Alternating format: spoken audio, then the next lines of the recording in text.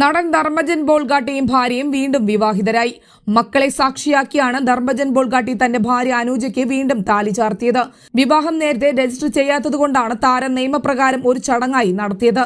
മുൻപ് ഒരു ക്ഷേത്രത്തിൽ വിവാഹം നടത്തിയെങ്കിലും നിയമപരമായി രജിസ്റ്റർ ചെയ്തിരുന്നില്ലെന്ന് താരം വ്യക്തമാക്കി.